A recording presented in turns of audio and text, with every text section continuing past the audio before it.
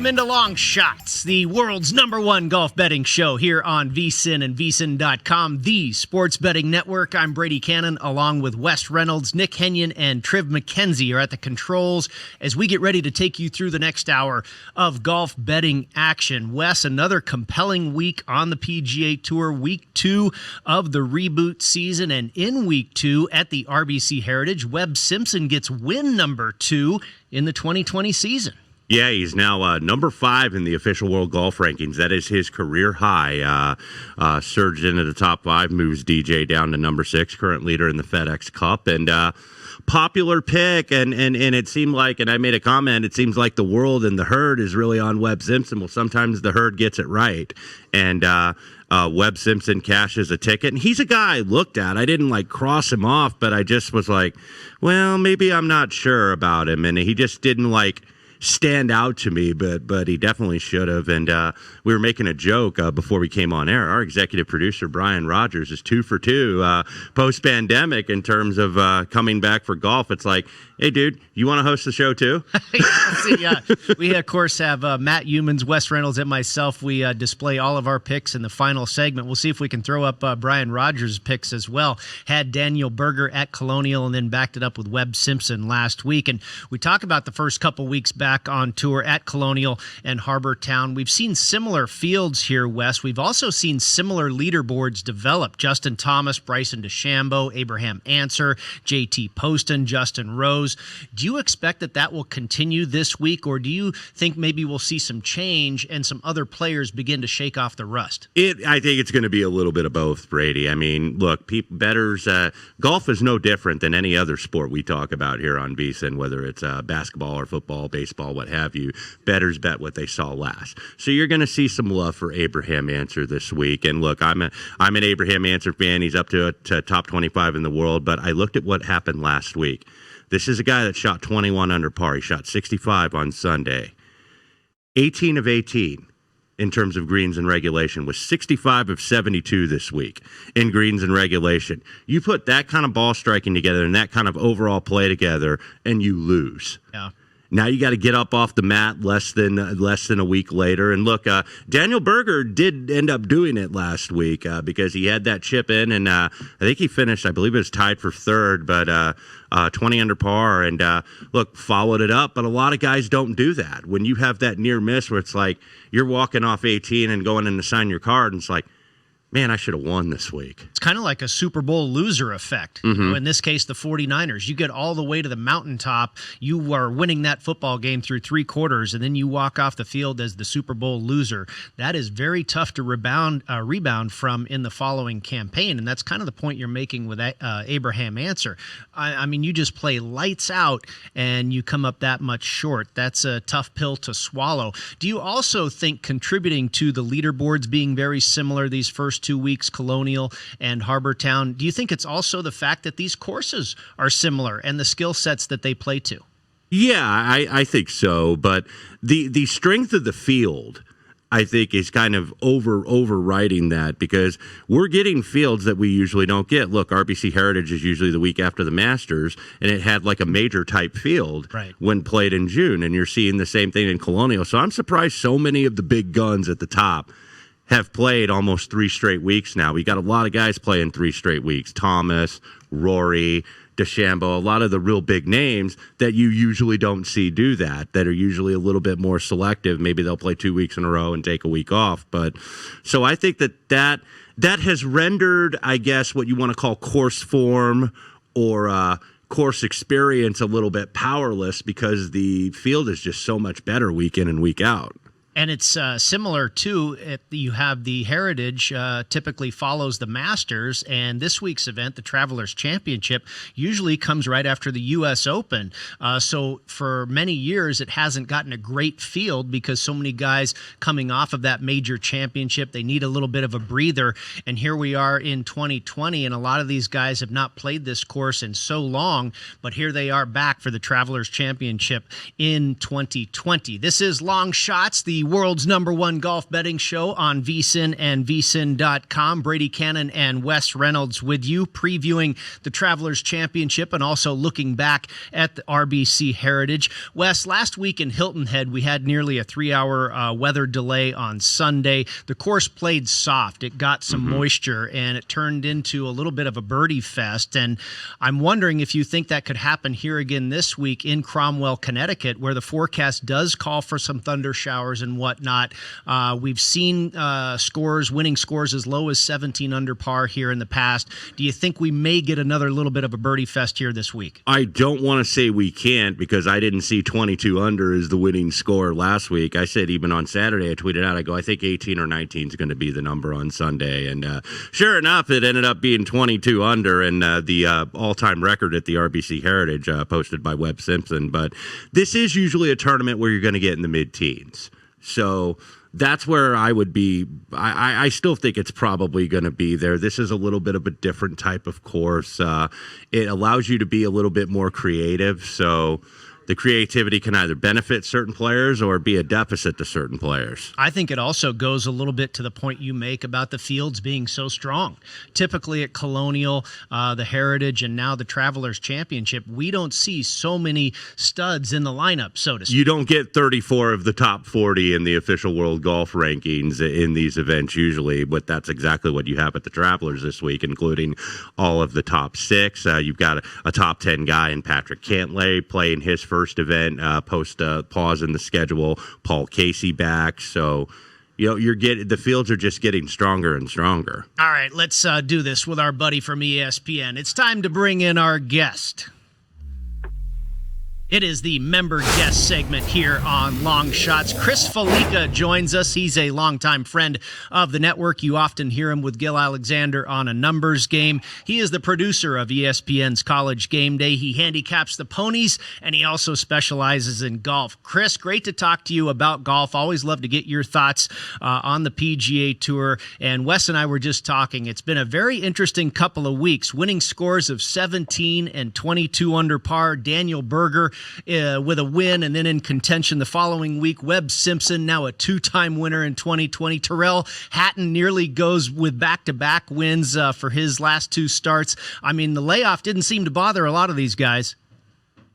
No, it didn't. And if you're a fan of throwing darts into those greens and seeing another tournament won with a pretty low score, the event in Cromwell just down the street from me is going to be another one of those type of events. I mean, 17 under has won this event each of the last 2 years, and I would expect somewhere in that 17, 18, 19 under par again to be a winning score this weekend. Bear, you don't live too far here from Cromwell, Connecticut, where the TPC River Highlands is located. What can you tell us? I'm sure you've seen the course. What can you tell us a little bit about the course and any particular type of player? Because when I did my research, there's a wide range of different types of players that have won this event. Yeah, it really is. I think the last couple of years it's probably played a little bit more towards some of the longer hitters. Obviously, Bubba has won this event 3 times, and you really are not penalized very much for array drives that kind of go off into the.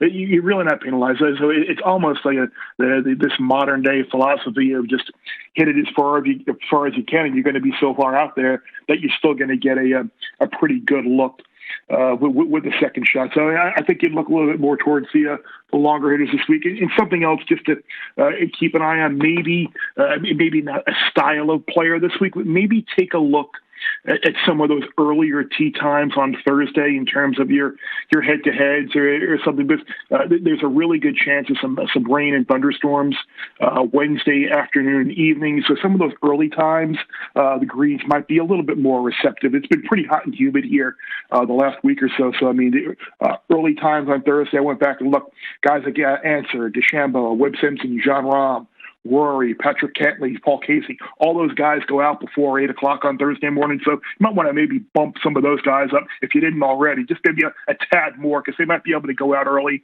and at least in the front nine capitalize on some potentially soft greens. That's a great point, Chris, and it's something that our listeners and viewers should adhere to. Always check the weather as a part of your handicap, too. We talk so much about stats, and oftentimes it's just when the wind is going to blow or when the rain is going to fall. So another great tidbit there. This is the third week in a row now, Chris, where we've seen a star-studded field. Wes and I were just talking about this. For Colonial and the Heritage and now the Travelers, we don't typically see this many stars in the field, and now for the third week in a row, we really have a loaded field. Have you changed your handicap a little bit because, it is so top-heavy, if you will, or are you still kind of going with what you know best and how you handicap these tournaments in the past? No, I actually have changed my handicapping approach in the sense that I think it's a great point to remember that a lot events like the Travelers and maybe the Colonial and some of the other ones, they're more star-studded this year because people are playing. In the past, some of these events might be timed in between WGC events and majors, and some of the bigger names were more apt to sit out and allow a player maybe like Joaquin Neiman or Abraham Ancer to get a win. But in going through some of the performance charts and some of the statistics that Sal Johnson has on his golf stats number, he had a great note in there to talk about the strength of the field that you and Wes were talking about. Last year, 22 of the top 50 played this event at Travelers. This year, it's 33, and you've got 9 of the top 10 in the field. So I think that leaves me in a spot where I am more apt to play some of these like 50 to 1 to 40 to 1, 31 players, maybe not put a little bit to win on, but more in the lines of the top 20. Take plus 250 or whatever on Joaquin Neiman, maybe to finish in the top 20, as opposed to trying to throw a dart and maybe he comes through at 40 or 50 to 1 to win. So I think the depth and the strength at the top of the field makes it a lot harder to find those real super long shots to ultimately win. Chris, before our show, I was doing another show on VSiN where I had one of the hosts ask me what type of player you might be fading this week. And I honestly struggled because I don't think that this course, just based on results, necessarily favors one type of player or another. We've seen Bubba Watson, a guy who can get it out there with some length, but he's such an excellent shot shaper. He's won this event. And then you've seen more ball strikers like a Ches Reavie or a Kevin Streelman win this event, and Jordan Spieth. So it doesn't seem to me to favor a type of player, and that's why I struggled to answer that question. I'm curious if there are any players that stood out to you that maybe you're looking to kind of stay away from this week, or you don't think are the right fit here. There was one miss the cut prop that I noticed on DraftKings that did interest me a little bit, and that was Dustin Johnson to miss the cut at plus 250. Obviously, last week, Harbor Town is a course that the South Carolina native is completely familiar with, and he went out and he played well. But remember, he missed the cut at Colonial. His short game has been a struggle for a good part of the year, and he's 77th on tour in strokes gained total. So he hasn't played this course but one time in the last 10 years. Again, that was probably because of the timing right after U.S. Opens or so. A place that he's unfamiliar with, short game struggles, missed the cut the first week back. He might be worth a little bit of a fade in my eyes this week. He is Chris Fallica. He is our guest. You know him as the Bear, the producer of ESPN's College Game Day. What you might not know, he's also excellent at handicapping horse racing and also golf, and we're happy to have him here as our guest on Long Shots. Let's get into the meat and potatoes, Chris. Any head-to-head matchups that you're in action on this week for the Travelers? Yeah. There was one matchup that stood out to me, and it was Joel Damon at minus 120 against Lucas Glover. I mean, Damon hasn't really posted a good finish here. I mean, T43 was his best finish at River Highlands, but he's playing some of the best golf in his career. He was 5th at Bay Hill, 5th at the Genesis, shot 63 at Harbor Town, was finished top 20 at the Colonial. And you go back and look at Lucas Glover's past performance and history at River Highlands since he had that career year in 2009, where he won the U.S. Open, came back here, and I think he finished 11th or 12th at the Travelers. Last 6 times he's played this event, he's missed the cut 5 times, and the other time he made the cut and finished T47. So Lucas Glover has not had a good run the last 6 years playing in this event. So I'm willing to take a shot with Joel Damon at the small minus number in that head-to-head. Chris, you tipped my hand a little bit on that one because Joel Damon is one of my longer shots this week, and like you were mentioning earlier, maybe splitting between an outright future and maybe taking a top 10 or a top 20 with this guy because he's playing excellent golf. He's playing the best golf of his career. He actually on Sunday was one shot off the lead and then ended up having a bad Sunday round. So I like your tip on that. Any futures or outright futures or maybe like top 5, top 10 props you're looking at here? You mentioned Damon as a potential long shot, and I said I really wasn't going to dive too much into long shots to win. But one guy I am willing to take a little bit of a flyer with is Viktor Hovland. Remember last year, this was his first event as a pro, coming off that T12 finish at Pebble Beach in the U.S. Open. Probably was a little bit too much too soon with the hype coming off of that event. And after this event, he went out and had a great year the rest of the year. He's got the win in Puerto Rico this year, and maybe because of how well consistently Abraham Ancer and Joaquin Niemann have played, he's got the win, but maybe he's been a little up and down and had a couple of first rounds that have kind of knocked him out of contention at some point. But he played really well last weekend. But I think his price is a little bit inflated, and he's someone I've seen as high as 60-1, and then plus 550 to finish in the top 10, and plus 250 to finish in the top 20. So if you're looking for another long shot in the spirit of your Joel Damon play, I think Viktor Hovland might be someone who might get a little bit overlooked in the wagering this week. Yeah, you're right, Chris. I know a couple people that were fading him in week 1 at Colonial in head-to-head matchups, and that turned out to be a loser. And then he came back really strong at Hilton Head last week, so he could be trending in the right direction there. This might be his time this week. I want to shift over to what is normally the last major of the year, but this year it will be the first major, and that is the PGA Championship at Harding Park in San Francisco. We don't have a ton of course history to go off of with Harding Park, and just in 2 weeks of PGA Tour action on the reboot schedule, we've already seen a lot of the odds for the futures board of the PGA be affected greatly.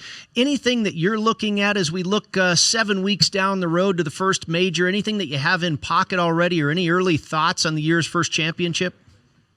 Yeah, I had a one of those ridiculous theories and hypotheses and guesses that Harding Park it might play a little bit better to maybe some of the local, the native California players, maybe like a Patrick Cantley, who last year found himself in the mixed top leaderboard at the Masters come Sunday afternoon. Fell just short, then found himself in the mix again at the PGA, finished third behind Brooks Koepka, was a very trendy pick at Pebble, and never really was in it. But it seems like he's a guy now, UCLA kid, who he's probably mentally ready that he's been there and competed and been in the mix on Sunday. Probably knows how to handle it a little bit better, and I think he's a guy to look at. And Xander Schauffele, he's been in the last 7 majors. He's got, 4 top 6 finishes, I think, a couple of runner-ups.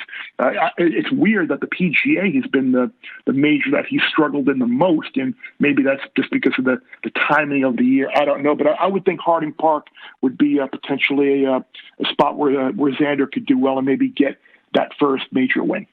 Yeah, Xander is one of my early plays for the PGA, so I'm right there with you on your train of thought there, Bear. Just got about a little over a minute here, but when you look at some of these guys in terms of how they started out of the break, especially a couple of the top 5 players, Rory, Jon Rahm, they've started a little bit slow out of the gate. Rahm missed the cut at Colonial. Rory never really contended in either event.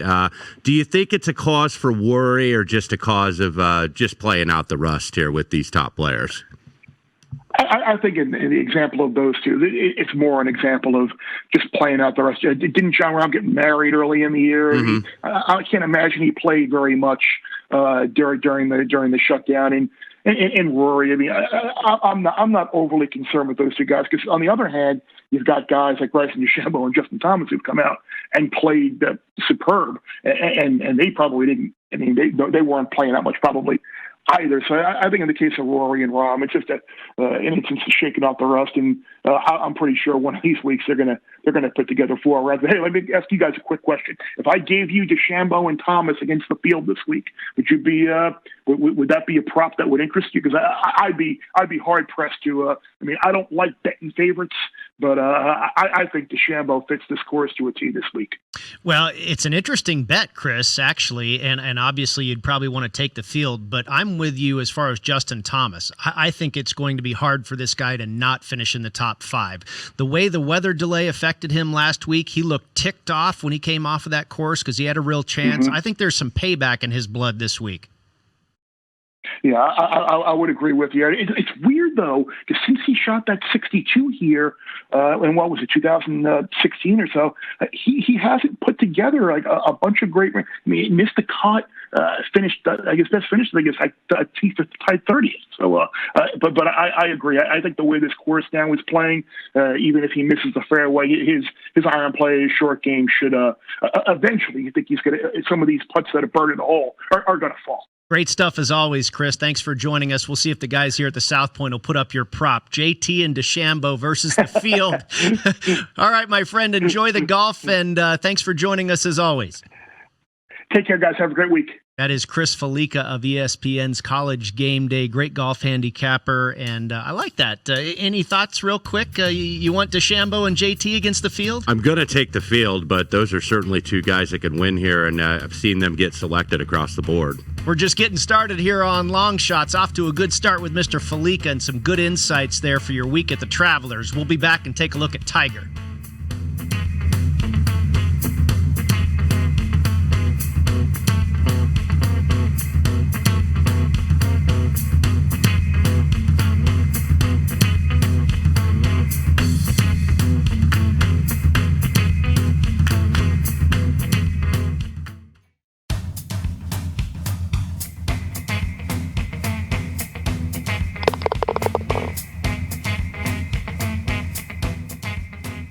It's time to tee it up live with PGA Tour parlays. Quick Picks, the real money parlay props game based on daily fantasy scoring, is launching PGA action featuring your favorite players in head-to-head matchups. VEASAN customers can now play Quick Picks through this special offer. Get a 100% automatic deposit bonus up to $100 when you sign up for a new Quick Picks account. Sign up now. No need to type in a promo code. Just go to quickpicks.com/VEASAN bonus to find out more.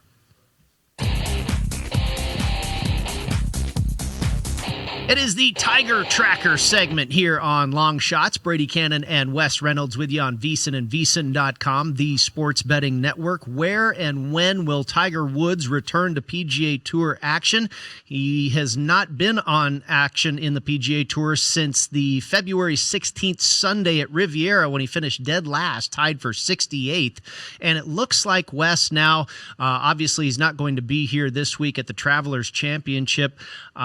My guess is he's not going to be there next week at the Rocket Mortgage. It looks like his first appearance will be in Ohio, but which week will it be? Will he do the double shot in Dublin, or will it just be week 2 for the Memorial, a tournament he's won 5 times? Yeah, I'm with you. I don't expect him in Detroit next week for the Rocket Mortgage. Quicken Loans used to be the former sponsor of the event that his foundation did in the DMV, DC, Maryland, Virginia area. The course would flip year to year. So they switched sponsorship, and now he's kind of the unofficial host for the Genesis Invitational at Riviera, where he started to do that this year. So I wouldn't expect him in Detroit. I don't know if he's going to do the double dip at Muirfield because that first event is called the Workday Charity Open or Classic or what have you. That was supposed to be a spot where the John Deere Classic was. So now they're doing back-to-back at Muirfield. For sure, he's going to play that second week because he's won there, and it's Jack Nicklaus's tournament, and Tiger Woods is very much a student and pupil of history of the game. He knows the history of the game. He knows his place in the history of the game. He pays homage to the people that came before him, including one Jack Nicklaus. So he is definitely gonna play. I would guess that event, and that's going to be interesting because that's the only event where right now, as of today, they're scheduled to have spectators. Yeah, because they came out this week. PGA, they're going to go ahead and go forward in Harding Park in San Francisco. but they're not going to have spectators. But at Jack's event, that they're going to have some semblance of spectators. So I would expect the Memorial, he at least is going to play. I don't know if he's going to do the double. The 3M Open, that's obviously a new event. Well, new relatively speaking, because they had it last year. He's not a guy that usually goes and plays new courses. He's a guy that likes to play the same courses, even when he doesn't play. He's been a regular at Bay Hill. He's been a regular at Muirfield Village, a regular at a couple events in California and in Florida. But the Memorial might be the only event he plays in between for the PGA, because he might skip the WGC down there in Memphis, where it is usually unbearably hot in late July down in Memphis. So, look, people were hoping maybe Tiger would come back to Michigan next week, because he, of course, had that success at the Buick Open, which used to be played in the Grand Rapids area in Grand Blanc. So, he always had success there, but a lot of that was a sponsor deal, because he was sponsored by Buick for years. That was one of their events, so he usually liked to play there, and he's a creature of habit and likes familiarity. I think that's a great point that you bring up about fans at the Memorial, and that could tie into the whole PR side of Tiger Woods, and his agent is telling him, and Nicholas might be in his ear, like, hey, the fans are going to be back. This is the first event where we're going to have live spectators on property. We need Tiger Woods to be on property as well.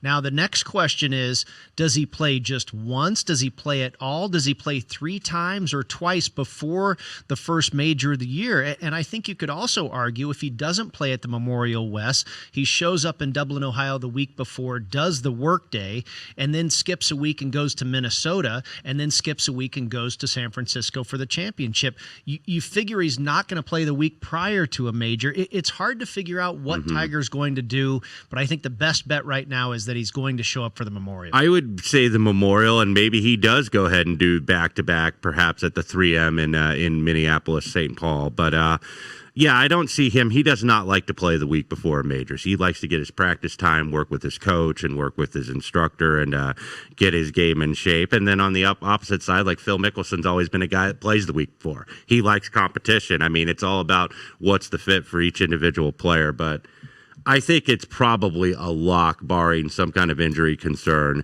that he's going to be at Jack's event. All right, real quick, Jack's event, what's the number on Tiger to win it? 20-1. Yep, that would be my guess, too. We'll cover that real quick and continue that point when we get back to the other side here for major implications as we roll on Long Shots here on VSiN and VSiN.com.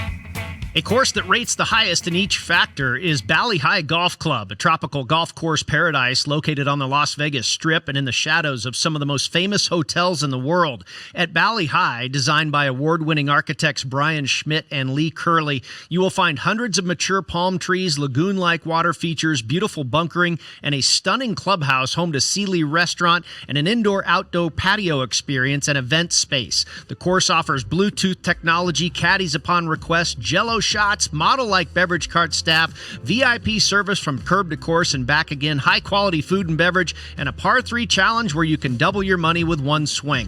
The stunning Bali High Golf Club, located in the heart of the Las Vegas Strip, is a golf jackpot, and there are many reasons why. Play today. To learn more about the Bali High experience or reserve your tee time, call 888-427-6678 or visit BaliHighGolfClub.com. That's BALIHAI golfclub.com. It is our major implications segment, and Wes, it will be major implications when and where Tiger Woods shows up again on tour. In our Tiger Tracker segment, we were talking about what the odds might be if he does indeed show up at the Memorial for his first trip back to the PGA Tour. You threw out 20-1. One thing about Tiger Woods, the odds are typically never the true odds on Tiger Woods, because the sports books know that Tiger, more so than any other golfer in the world, is going to get pounded with action. So they typically set them low to begin with, anticipating that they will receive a lot of interest on Tiger Woods. If 20-1 is the number that the books are going to throw up, do you think there's a different number that might be the real number on him returning to action? In terms of the Memorial? Yeah, winning the Memorial. Having only seen him at the match with Tom Brady and Peyton Manning? Yeah, I mean, they're going to give enough respect because he's won there enough times, and it really depends on how many guys in the field play. If we're seeing fields like we've been seeing the last 3 weeks, where we're getting 8 or 9 of the top 10 in the world, then maybe you could see him stretch to 25. Yeah. But, I mean, when you look and see what he is in majors, he's 20-1 or lower in some of these major spots. So I can't see it getting too much higher at a place like Memorial where he's had so much success. And speaking of majors, the first major of the year this year will be the PGA Championship, and we'll swing over into that discussion as we continue to visit the changing of the odds for the PGA Championship. It'll be held at Harding Park in San Francisco. And if you look at some of the players that are really making an impact just through 2 weeks of this reboot season, West, you've got Bryson DeChambeau, all the way down to 20-1. Webb Simpson off of his second win of the season down to 30-1. To win the PGA. Jordan Spieth, his odds have been cut in half. He was at 50-1, now at 25-1. By the way, these are all courtesy of our friends over at the Westgate Superbook. Justin Rose, who's been playing well for a couple of weeks now on the reboot season, down to 30-1. Gary Woodland and Abraham Answer at 50-1. Daniel Berger, who has a win already at Colonial, down to 50-1. You wonder if this is deserving some of these moves on some of these guys, but Wes, us as bettors and bookmakers, we really have nothing else to go off of than the past 2 weeks of action. Yeah, I talked about this a little bit on, or was asked about it on Monday on a numbers game right here on VSiN that you can catch Monday through Friday with Gil Alexander, and Jeff Parles was sitting in with him, and he asked about kind of some of these major future prices, and we have guys that are not the biggest names that are playing well that are down the board, like the Daniel Bergers, like the Abraham Answers, Colin Morikawa. We've seen him kind of shorten with how well he played at the Colonial, because we want to evaluate where it's like we don't want to be prisoners of the moment, where we don't want to say, and that's what essentially it is a little bit. I think it's part being prisoner of the moment, taking guys, betting what you saw last, betting guys that played well. But I think it's also when you have major championships and the odds are up for 2-3 months in advance, you want to get the best number. You know, you wanted to take 70-1 on Colin Morikawa or 60-1 instead of taking 30 or 40-1. So it's kind of like beating the number, because then it's like, well, I don't really like it that much at 30-1 when I could have had 60. So that's kind of what you got to do a little bit. And when you have this kind of speculation, when it's not week to week, when the futures odds are getting put up on Sunday night or Monday morning, sometimes you risk some speculation. Sometimes you're going to get a really good number on a guy, and sometimes a guy's going to drift a little bit. So it's more about timing the market, I think, in major championships than it might be in terms of week-to-week events. How about the U.S. Open? We spoke briefly last week about the return to Winged Foot, which will happen in mid-September for the United States Open. The U.S. Open, it seems like it's been a while. Last year was very good at Pebble Beach, but it seems like it's been a little bit of a, trips between a drink of water, that the U.S. Open has really gotten it right. The way we used to see a pure U.S. Open free of controversy, where the score was right around par or just a few shots under par. And I don't know if there's a better venue to maybe get the USGA where they want to be than Winged Foot. Yeah, it's a classical course. And look, a lot of U.S. Opens, by and large, I mean, they try to get out across the country, but a lot of them are based East Coast. Marion, Oakmont in Pennsylvania, Shinnecock Hills in New York, Bethpage. But Shinnecock's where we've seen the controversy, right? Mm-hmm. And then Erin Hills, the wind didn't blow, and Brooks Koepka shot 15 under or whatever. Winged Foot is getting back to basics, to your point, for the USGA, and it usually plays relatively difficult. It's a good test of golf. It's held other major championships, too. It's held a PGA. Yep. Obviously, for a U.S. Open, it's going to play much more difficult. So And I think that Long Island fan base, now we don't know if there are going to be spectators yet. They've moved it to September, and it could be competing against a football season. I don't think that's going to matter. I think if spectators are there, that is a huge golf fan base in Long Island and in the New York, New Jersey, Connecticut area. They'll turn out for something like the U.S. Open. So I like getting back to Winged Foot. I think it's more of what a pure U.S. Open should be. I don't want to see guys shooting double digits under at the U.S. Open. I want where it's like, hey, par's a pretty damn good score. Yep, I would love to see somewhere between maybe 2 over and 4 under, a real grinder. And I think Winged Foot may be just the venue to produce something like that. Of course, that will go in mid-September. I am in agreement with you.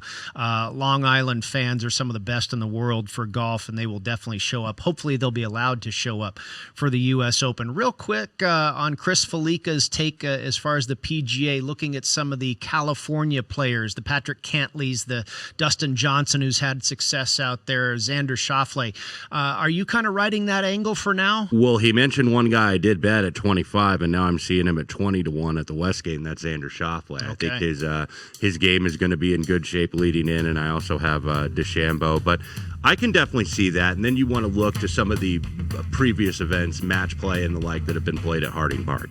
Well, let's get back into this week. The Travelers Championship is next up. Matt Youmans, Wes Reynolds, and myself will go over our plays for the week in Cromwell, Connecticut, right here on Long Shots.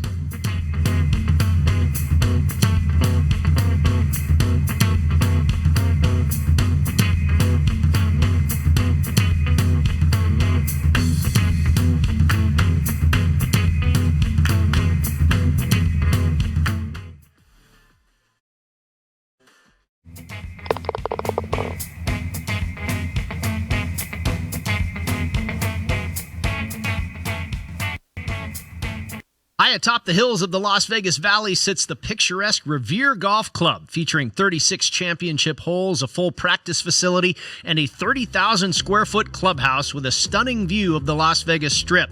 Traversing through a desert and canyon landscape, the Lexington and Concord courses feature lush fairways and perfectly manicured greens with panoramic views from nearly every tee box. Prices range from just $45 to $169 per player, or build your perfect day with a rental club or drive and dine package, or play both courses with our signature 36-hole double down package. Go to reveregolf.com and use promo code VSIN to receive 25% off all rates and packages. Again, use promo code VSIN and receive 25% off all rates and packages at reveregolf.com. It is the Match Play segment. Brady, Kannon, and Wes Reynolds back with you here on Long Shots on VSIN and VSIN.com, the sports betting network. We will start with Matt Youmans' plays for the Travelers Championship and the futures. He is back to the well with Bryson DeChambeau, and how can't you these days, as he's one of the hottest players on the planet. He's at 14-1. Justin Thomas, again, a pick that I like as far as the favorites this week, also at 14-1. Brooks Koepka at 25-1. Nice number there on the number 4 player in the world. And Tony Finau, Youmans betting Finau, is going to get to the winner's circle again at 54-1. The head-to-head matchups, he's got his man Xander Schauffele at even money over Patrick Cantley. Cantley, who is just returning to PGA Tour action this week. And then Bubba Watson, a 3-time winner here at minus 115 over Patrick Reed. And then a couple of top 10 finish plays on Brooks Koepka at 2-1, and make that just one play for the top 10 finish on Koepka at 2-1. Wes, I will ask you, anything you're in love with there or strongly disagree with? Well, I understand the philosophy on the two chalkier guys for Matt, his future plays. There are 4 guys that have back-to-back top 10 since we've come back. Right. From the pause and play for about 3 months. Justin Thomas and Bryson DeChambeau are 2 of them. The other being JT Poston, who's in the field this week, who we both had last week at the RBC and finished top 10 for us. And Danny Berger, who withdrew Sunday night, who is going to go ahead and take a week off, has picked up enough points and obviously a win, decided to take the week off. So I understand the logic behind Matt's plays, and a couple of them we share, not the 2 shorter price guys with JT and Bryson, but Brooks Koepka at 25-1. He is certainly one of mine this week. And, it came out that when he said, I basically care about the majors.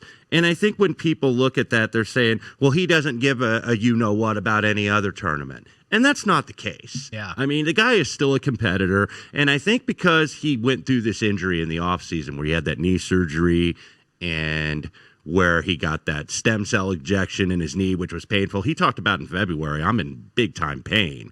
And then last week he talked with Rex Hoggard of the Golf Channel and some other assorted media at the RBC, said, this is the best my body's felt in a long time. And I just like that, hearing that from this guy who led the field in tee to green last week.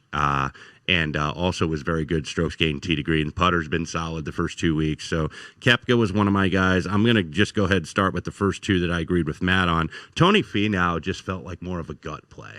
He's made 2 cuts, hasn't really contended the first 2 weeks. But look, we talked about it earlier this year, and you were the beneficiary of Finau's struggles at the end of the Waste Management Phoenix Open. And we both agreed, hey, Tony Finau probably should have won that tournament, but you rightfully are not giving the money back for cashing a Webb Simpson ticket in Scottsdale. But, it might have taken a long time for Tony because Tony's won the Puerto Rico Open. We know that he's a better player than his record indicates and that the guy's always there and very consistent, but he just hasn't been able to get in the winner's circle.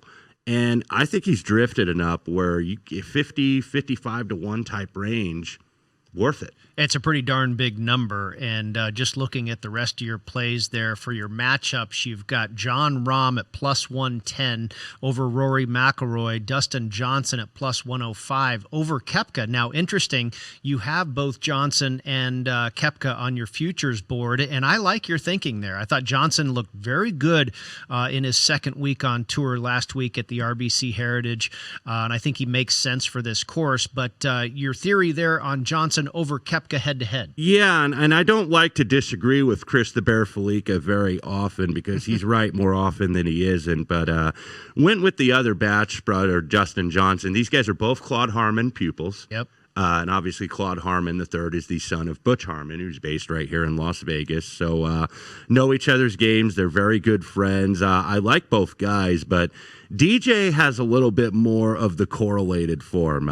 It was very quiet, tied for 17th last week, but he was second in strokes gained off the tee and 9th in strokes gained tee to green, but he shot 15 under and was tied for 17th. So he spoke of having confidence in his game. He obviously fits here too, because if you look at those West Coast corollaries, Riviera, Pebble Beach, Torrey Pines, especially the former two, has wins at both of those courses and other runner-ups and assorted top 5. So he putts better on bent and Poa Onwa too, because I was looking at a stat and I didn't break it down whether it was pure bent or bent with a Poa mix or whatnot, but I guess this was dating back to like 2010. He by far has the most wins on the surface. 10 of his 20 PGA Tour all-time wins are on bent and Poa.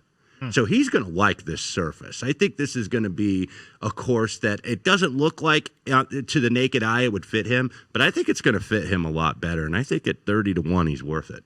Yep, I think those are all good points. And what Wes is talking about there, the putting surfaces at TPC River Highlands are a mixture, a blend between bent grass and Poana. And if you look at the West Coast, California, Riviera is also a Poana bent grass blend, as is Chapultepec in Mexico City, where they play the WGC down there. Now, Torrey Pines and Pebble Beach are strictly Poana, but Dustin Johnson has had success on all of the above.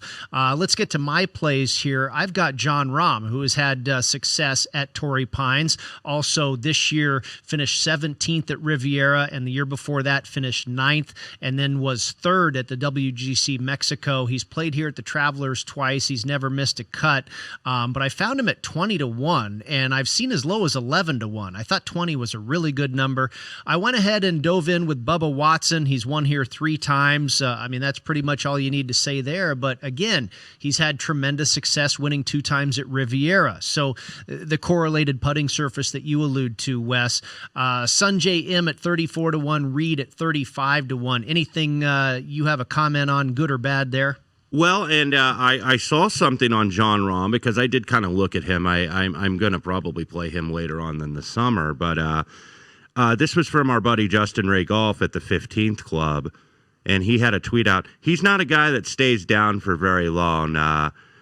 This is only the third time in the last 20 months he's had back-to-back finishes outside the top 10. His results the following 3 times it happened. T4, T6, T3, and then obviously the Travelers we don't know yet. So he's a guy that usually contends. He's not a guy that has those outside finishes. And I agree with what Bear said earlier. It's really more about shaking off the rust. So, look, Bubba Watson I can never argue with here at the Travelers. He's going to be a popular pick, but he's been a popular pick before and won. He's won here 3 times in a decade. So this is a guy that always plays well. So I can't really disagree with those. I heard you make a comment earlier on a player, and I can't remember who exactly it was, but Patrick Reed stuck out to me along the same lines this week. It was a player that missed the cut last week at Harbortown. And let's also take into account players that missed the cut last week at Harbortown. A lot of them still shot under par. Mm-hmm. That turned into a little bit of a birdie. And not all missed cuts are created equal, as Webb Simpson proved last week. Missed the cut at Colonial.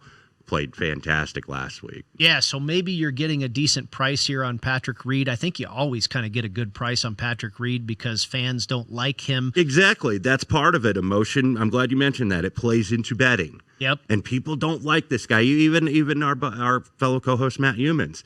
He doesn't like Sergio Garcia. Yeah. So he doesn't want to bet Sergio Garcia, who, coincidentally enough, is one of my plays this week at 65-1. And I like that. Sergio's been playing well. He's been trending in the right direction. I think this is a course that makes a lot of sense for him. And again, he's another guy that's played very well at Riviera, another guy that's played very well at Chapultepec on this putting surface. And that's one of my favorite things about Patrick Reed. We saw him win in Mexico earlier this year.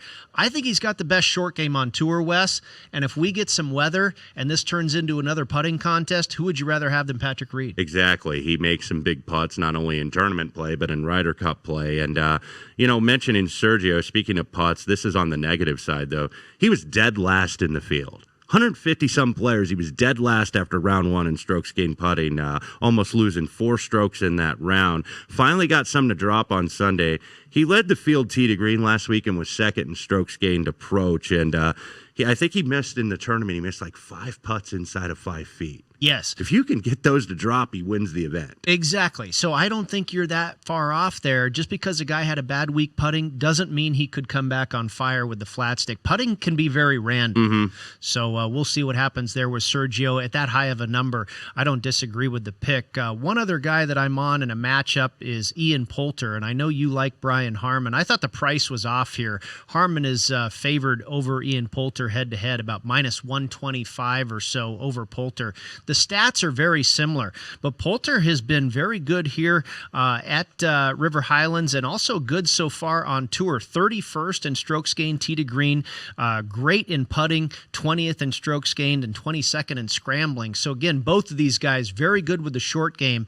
I think they could both be there on Sunday. The reason for that, I think, is because Brian Harman's had more immediate success here, 3 top 8s in the last 5 years. But look, I had Poulter last week, and he played pretty solid. Did bogey 18th to cost the top 10, but he was pretty solid at RBC last week. That's going to do it for Long Shots. We'll be back next week to preview the Rocket Mortgage Classic in Detroit, Michigan, right here on VSiN and VSiN.com, the sports betting network.